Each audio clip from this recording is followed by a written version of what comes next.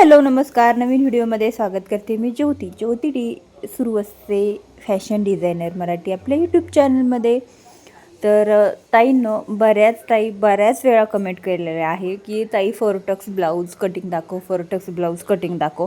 तर म्हटलं चला आता आलेले आहेत बरेचसे फोरटक्स ब्लाऊज आहेत, तर म्हटलं तुमच्याशी मग त्याचं कटिंग आणि स्टिचिंग दोन्ही पण दाखवणार आहे.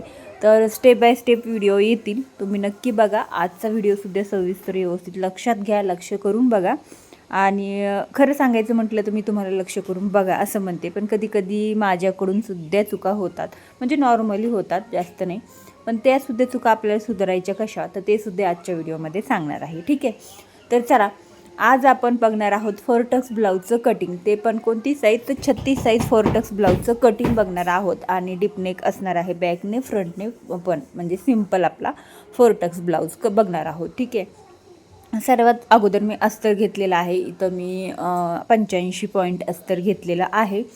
आणि त्यानंतर मी जे काही मापं आहेत ते कस्टमरच्या अंगावरती घेतलेले आहेत आणि वहीमध्ये लिहून घेतलेले आहे. ठीक आहे, आता बेसिक कोणते कोणते मापं लागतात हे तुम्ही तुम्हाला एखाद्या व्हिडिओमध्ये सांगितलेलं आहे एका व्हिडिओमध्ये, आणि पुढे बरं वाटलंच तर नक्की सांगेल. ठीक आहे, आता बघा पूर्ण उंची याची तयार उंची 14 इंच आहे. तर मग मी इथं 15 इंचवरती टिक करून घेते, जेणेकरून 1 इंच आपल्याला शिलाई मार्जिन मिळून जातं. ठीक आहे, आता इथं पूर्ण मार्जिन मी इथं 15 इंचवरती करणार आहे.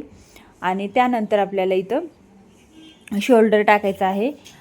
पुढं किती टाकायचे तुम्हाला ते सांगते. आता फोरटक्स ब्लाऊजमध्ये अगोदर आपण बॅकचं मार्किंग करून घेणार आहोत, आणि ते बॅक आपण फ्रंटला ठेवून त्याचं पण मार्किंग करून घेणार आहोत. ठीक आहे, आता इथं शोल्डर मी इथं 5.5 इंच घेतलेलं आहे. त्यानंतर मी इथं गळा रुंदी 2.25 इंच घेतलेली आहे. जितका तुम्हाला गळा हवा आहे तुमच्या कस्टमरला तेवढा घ्यायचा आहे. आता इथं गळ्याची उंची 10 इंच आहे, तशीच मी मार्किंग करणार आहे. पण डिझायनर ब्लाऊज पीस आहे, त्यामुळं जेवढा तिथं गळा आलेला आहे आपल्याला रेडीमेड, तेवढाच आपल्याला तो तयार करायचा आहे. फक्त आता सध्या मार्किंग मी करून घेत आहे. ठीक आहे, त्यानंतर गळ्याला गोल शेप देऊन घ्यायचा आहे. आता जितकं आपलं शोल्डर साईजनुसार कमी जास्त होत असतं. आता इथं मी शोल्डर घेतलेला आहे 6 इंच. आता 36च्या खाली आपल्याला फक्त 36 मी ठीक आहे एखादा चार्टच देऊन टाकेल तुम्हाला.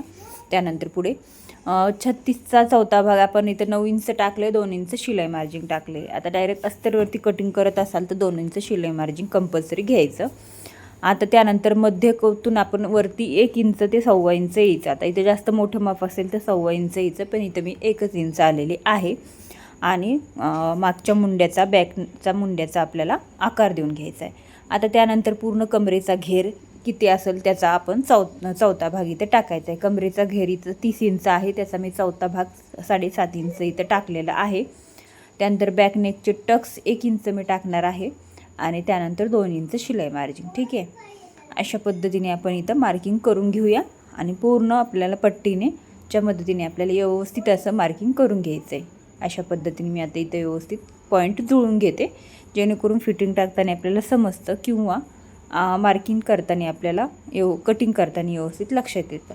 आता पहिलं आपण बॅकनेक कट करून घेऊया.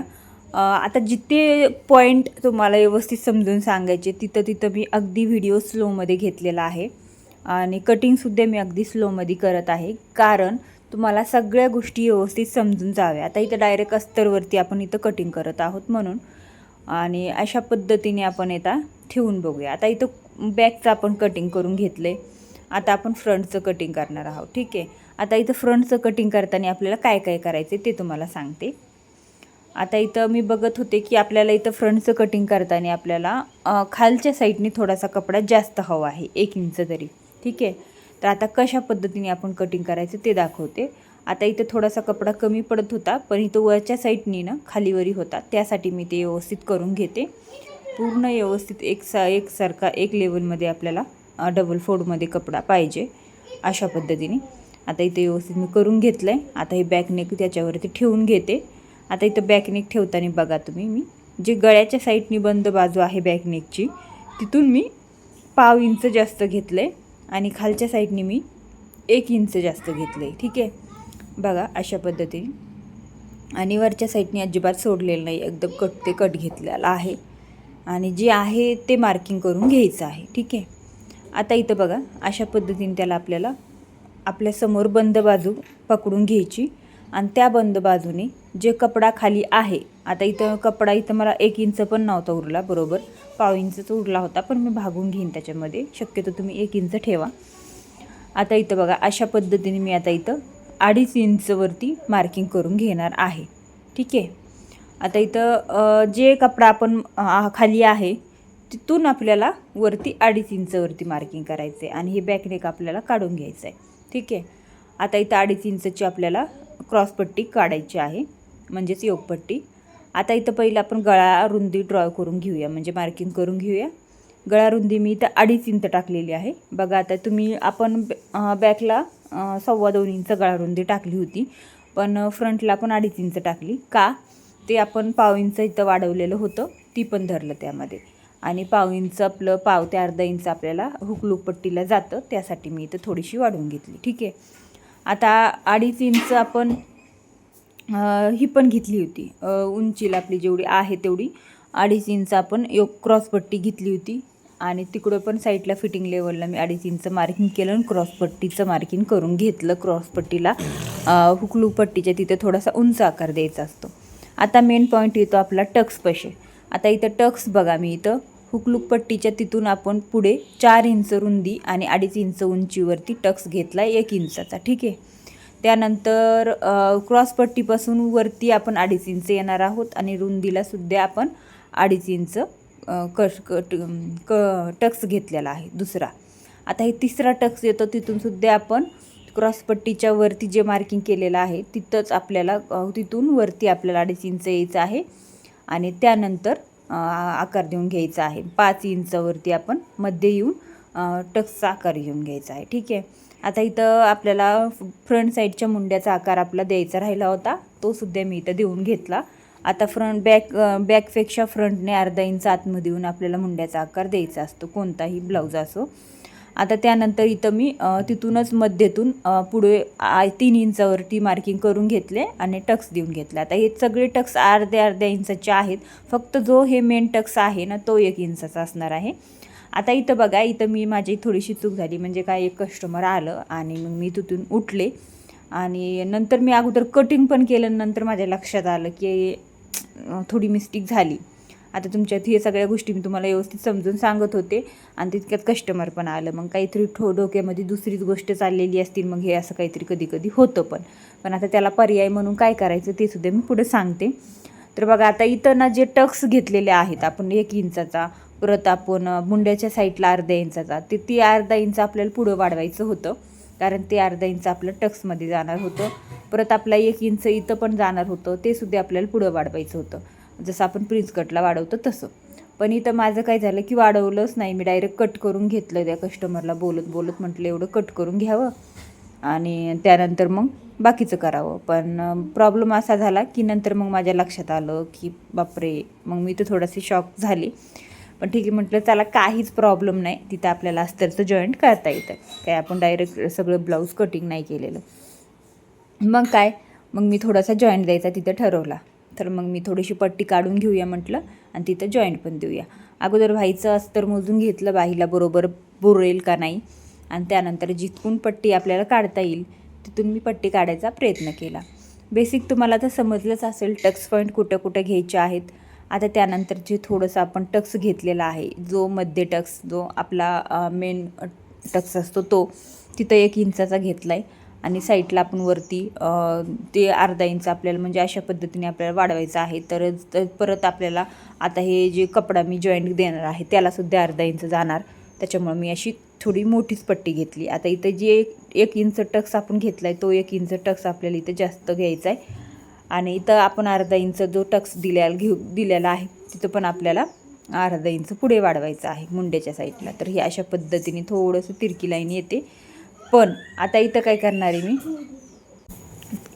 जसं आपल्याला आकार पाहिजे तसा मी इथं कट करून घेते. बघा अशा पद्धतीने. आता हे पूर्ण जॉईंट केल्याच्यानंतर आपण टक्स दिल्याच्यानंतर खूप छान फिनिशिंग येते. मी तुम्हाला शिवायच्या व्हिडिओमध्ये पुढच्या व्हिडिओमध्ये पण सांगते. आता हे फ्रंटचं सुद्धा आपलं कटिंग झाले. आता आपण बाहीचं पण कटिंग लगेचच करून घेऊया. बाहीचं कटिंगसुद्धा अगदी सिंपल सोप्या पद्धती मी सांगत असते. 4 फोल्डमध्ये कपडा घेतलेला आहे. बाहीची उंची आहे 3.5 इंच, तर मी इथं 4.5 इंचवरती मार्किंग करून घेतलं आहे. आणि त्यानंतर आपल्याला बाहीची घडी कशी टाकायची तुम्हाला सांगते. आता काही ताई म्हणतात की ताई बाही आम्हाला मुंड्यामध्ये जोडताना कमी पडते, पण इथं आपल्याला अजिबात कमी पडणार नाही, कारण छातीचा चौथा भाग 9 इंच घेतलेला आहे. 36 छाती आहे, छातीचा चौथा भाग 9 इंच प्लस अर्धा इंच 9.5 इंच आपण इथं घडी टाकलेली आहे. ठीक आहे, मार्किंग करून घेतलेला आहे. घडीच्या पुढे आपल्याला मुंडा खोली इथं मी इथं 2.5 इंच दिलेली आहे, किंवा 3 इंच ती देऊ शकता तुम्ही, पण शक्यतो 2.5 इंच द्यायची छोट्या बाईला मुंडा खोली. आणि त्यानंतर आपण मागचा आणि पुढचा दोन्ही पण आकार देऊन घेऊया. आता बाहीचे सुद्धा आपल्या चॅनलवरती सेपरेट व्हिडिओ आहेत, समजत नसेल तर नक्की बघा, नवीन असाल तर, किंवा तुम्हाला मी पुढे पण क्लासमध्ये शिकवतच राहील. ठीक आहे, आता इथं बॅक फ्रंट बाही सगळं कटिंग झालेलं आहे अस्तरचं. आता आपण ब्लाऊज पीस घेऊया. आता इथं ब्लाऊज पीसमध्ये थोडंसं रेडीमेड डिझाईन आलेलं होतं, लेस आलेली होती, पण आता ही लेस खालच्या साईडने आलेली होती, ती बाहीला बसवायची आहे. ठीक आहे, ती काढून घेतली. अगोदर इथं त्या बाहीचे पॉईंट काढून घेऊया. इथं जे वर्क होतं एम्ब्रॉयडरी वर्क, थ्रेड वर्क, ते आपल्याला बाहीला बरोबर पॉईंटमध्ये आलं पाहिजे, ते लक्ष घेऊन आपण बाही कटिंग करायची. वाटलं तर कुठे आपल्याला जॉईंट पडत असेल इकडच्या तिकडच्या साईडने, तर तिथं आपण जॉईंट पण देऊन घ्यायचे.